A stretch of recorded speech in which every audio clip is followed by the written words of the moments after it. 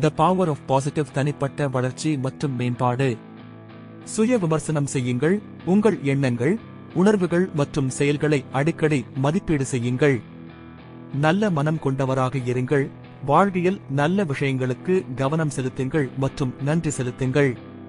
திறந்த மனப்பான்மை உடையவராக இருங்கள். புதிய கருத்துகள், பார்வைகள் மற்றும் அனுபவங்களை ஏற்கவும்.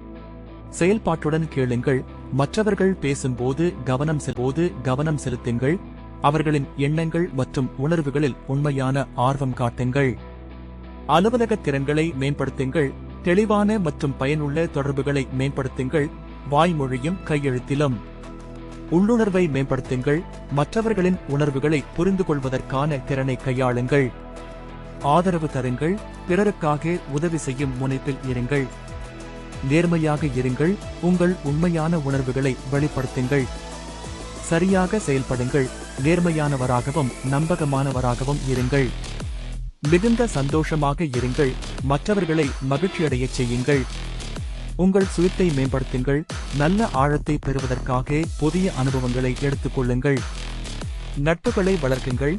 நல்ல உறவுகளை வளர்ப்பதற்கு நேரம் ஒதுக்குங்கள். கடமை உணர்வு வளர்க்குங்கள். உங்கள் செயல்களின் விளைவுகளை புரிந்து கொண்டு சமூகத்தில் பணியாற்றுங்கள். பொறுமை கற்றுக்கொள்ளுங்கள். சிரமங்களை எதிர்கொள்வதில் பொறுமையாக இருங்கள். சந்தேகம் உண்டான இடத்தில் கேளுங்கள்.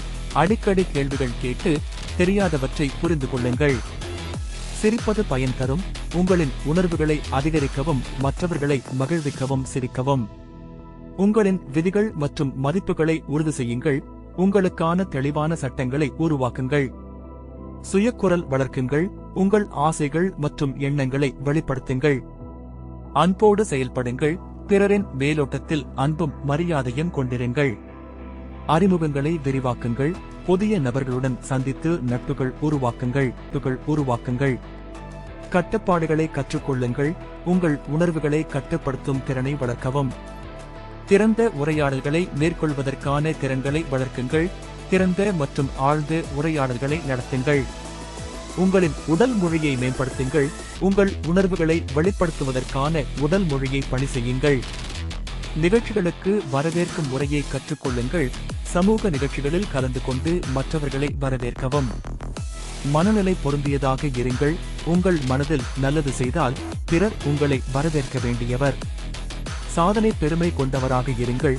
மற்றவர்களின் வெற்றிகளை பாராட்டுங்கள். Please subscribe and like. Thanks.